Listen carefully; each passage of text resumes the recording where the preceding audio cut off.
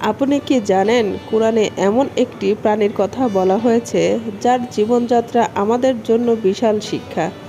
এই ছোট্ট প্রাণীটির মধ্যে রয়েছে পরিশ্রম, শৃঙ্খলা, চিকিৎসা বিজ্ঞানের রহস্য এবং আধুনিক গবেষণার বিস্ময়কর তথ্য। আজ আমরা জানব সেই বিস্ময়কর প্রাণী মৌমাছির রহস্য এবং কোরআনের সাথে এর আশ্চর্য মিল।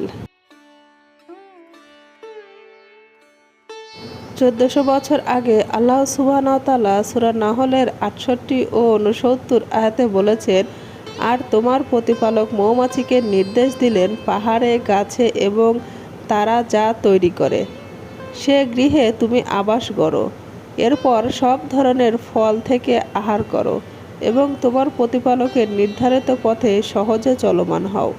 তাদের উদর থেকে বিভিন্ন রঙের পানীয় নির্গত হয়, যাতে মানুষের জন্য রয়েছে অরোগ্য। সূরা নাহল 68 ও 69। এখন প্রশ্ন হলো, এই ছোট্ট প্রাণীটি কিভাবে আল্লাহর নির্ধারিত পথে চলে? বিজ্ঞান কি বলে? মৌমাছি অত্যন্ত সুগঠিত ও পরিশ্রমী। একটি মৌচাকে 3 ধরনের মৌমাছি থাকে।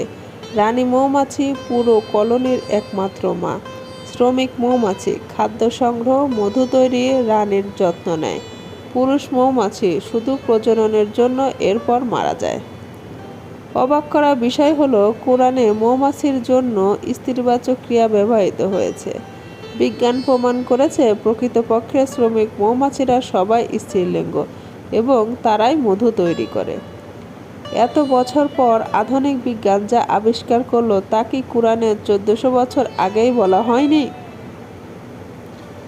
মৌমাছির উদর থেকে যে মধু বের হয় তা শুধু সুস্বাদুই নয়, বরং তাতে আছে অরোগ্য সকল রোগের প্রতিকার। ব্যাকটেরিয়া ও ভাইরাস ধ্বংস করে, ক্ষত নিরাময় করে, রোগ প্রতিরোধের ক্ষমতা বাড়ায়, হাড়, মস্তিষ্ক ও ত্বকের উপকারী। বিশ্বের বড় বড় গবেষণাগারে মধুর গুণাবলী নিয়ে গবেষণা চলছে। আল্লাহ বলেন, মধুতে মানুষের জন্য রয়েছে অরোগ্য। তাহলে আমরা কি এই বিস্ময়কর সৃষ্টি নিয়ে ভাবছি? আমরা মৌমাছির জীবন থেকে কি শিখতে পারি? পরিশ্রম ও শৃঙ্খলা, উৎপাদনশীলতা, পরিবার ও সমাজের প্রতি দায়িত্বশীলতা। তারা একসাথে কাজ করে, যেমন আমাদের সমাজেও করা উচিত। কোরআন কেন মৌমাছির কথা বলেছে? কারণ এটি আমাদের জীবনযাপনের জন্য দারুণ অনুপ্রেরণা দেয়। আমাদের জন্য বিশাল শিক্ষা। এই ছোট প্রাণীটির মধ্যে রয়েছে পরিশ্রম, শৃঙ্খলা, চিকিৎসা বিজ্ঞানের রহস্য। আল্লাহ সুবহানাহু ওয়া তাআলা মৌমাছিকে সৃষ্টি করেছেন মানবজাতিকে শিক্ষা দেওয়ার জন্যই।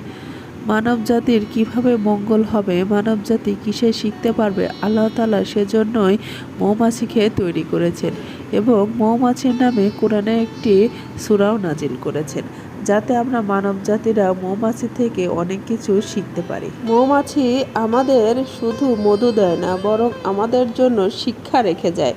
কোরআন সবসময় বিজ্ঞান ও প্রকৃতির সাথে সামঞ্জস্যপূর্ণ। মৌমাছির মতো আমাদেরও পরিশ্রমী, শৃঙ্খলিত ও দায়িত্বশীল হতে হবে।